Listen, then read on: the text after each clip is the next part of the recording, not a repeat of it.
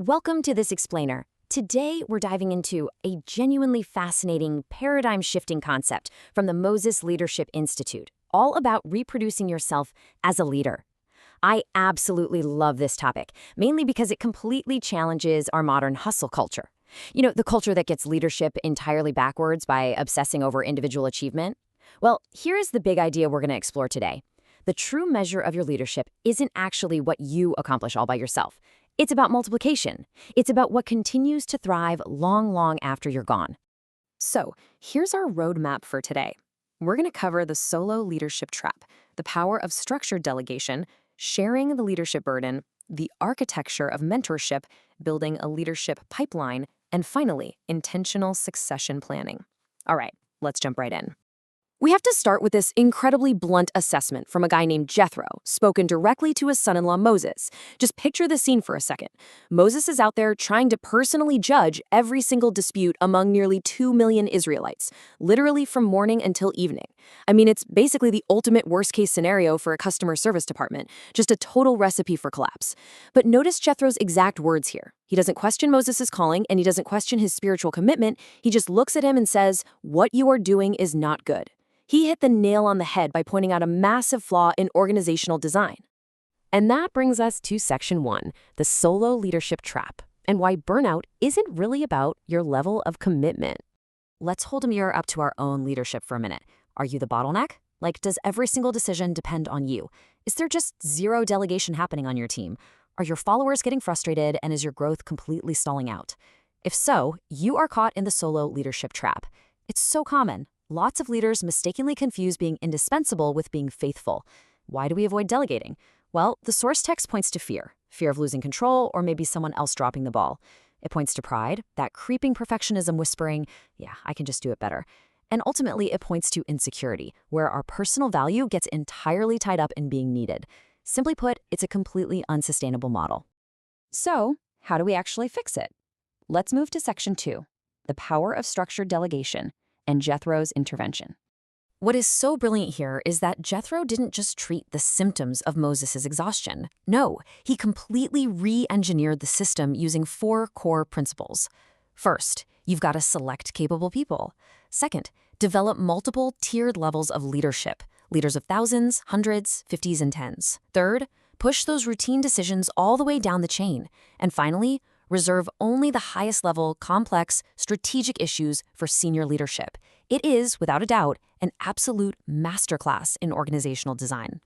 And when you do this, the structural change creates a massive ripple effect. Structured delegation doesn't just relieve the leader of fatigue, though don't get me wrong, better focus and improved health are huge wins. But it actively empowers your followers. It gives them increased ownership, real confidence, and genuine accountability. And for the organization as a whole, you're looking at faster decisions and sustainable expansion.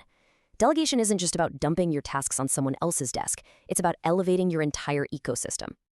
Moving right along to Section 3, sharing the leadership burden with the 70 elders.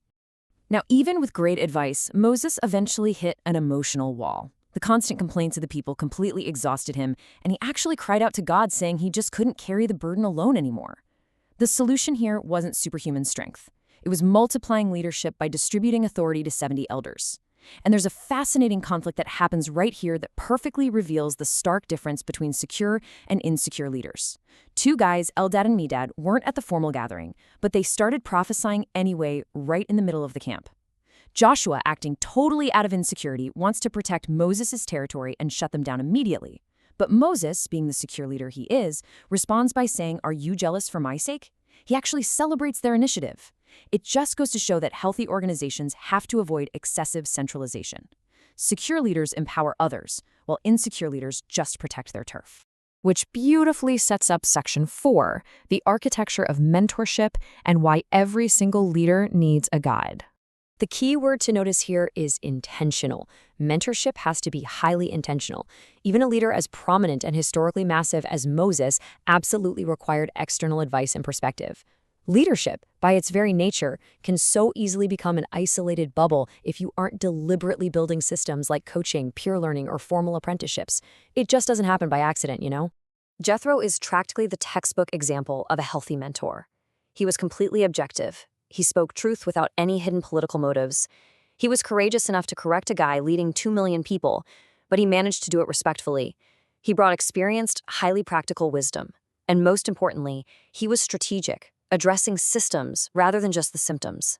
So I want to ask you directly, who in your life right now actually embodies these 4 traits for you? Because once you have a mentor, well, you need to become one. That's Section 5, building a leadership pipeline, specifically looking at how Moses developed Joshua and Caleb. This brings us to a highly actionable 4-stage progressive model. Listen, Joshua did not become the leader of Israel overnight. His development literally spanned decades. It started with stage 1, I do, you watch, simple observation. Then it moved to stage 2, I do, you help, where participation actually begins. Over time, it naturally shifts to stage 3, you do, I help, where the mentee takes on real, heavy responsibility. And finally, stage 4, you do, I watch, where the mentor pulls back from the daily tasks, but absolutely remains available for guidance. People learn leadership through progressive experience, not just by sitting through lectures. But hey, it's not just about skills, right? It's about spirit.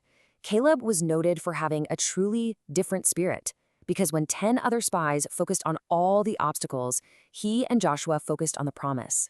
The source text makes a super powerful point here. Modern organizations often reward popularity over character, but true enduring leadership flips this entirely. Character absolutely must precede competence. You have to intentionally cultivate courage, faith, and integrity in your leadership pipeline. And that leads us to our final section, Section 6, intentional succession planning, building a legacy. Because the reality is, every single leader eventually leaves.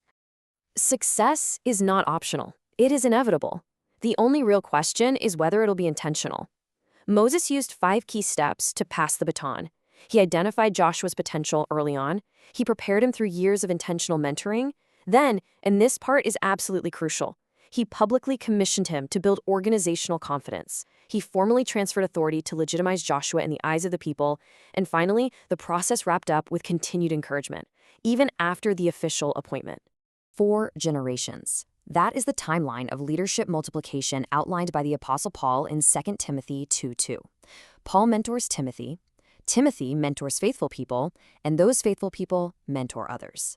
This whole thing isn't just about replacing yourself, it's about creating exponential, genuinely unstoppable organizational growth. To make this super concrete, the source provides a fantastic 3-year structural blueprint. Year 1, you actively identify your potential leaders. Year 2, you start heavily delegating meaningful responsibilities using that 4-stage apprenticeship model we just talked about. Year 3, you commission those successors. This is an entirely achievable framework that you can take and apply to your own business, nonprofit, or ministry immediately. Seriously, you can absolutely do this. So as we bring all these threads together, the core lessons of our explainer become crystal clear. Moses accepted advice because wise leaders remain teachable. He delegated authority because shared leadership is strong leadership. He mentored Joshua because great leaders intentionally prepare their successors. And he encouraged Caleb because, at the end of the day, character always outlasts popularity. I want to leave you with this final provocative question. If you walked away from your organization, your team, or your ministry today, who would step up and continue the vision? Your greatest legacy isn't the organization you build, it's the leaders you reproduce. Don't wait until you're completely burned out to start. Begin building your leadership pipeline today. Thank you so much for joining me for this explainer, and I'll catch you in the next one.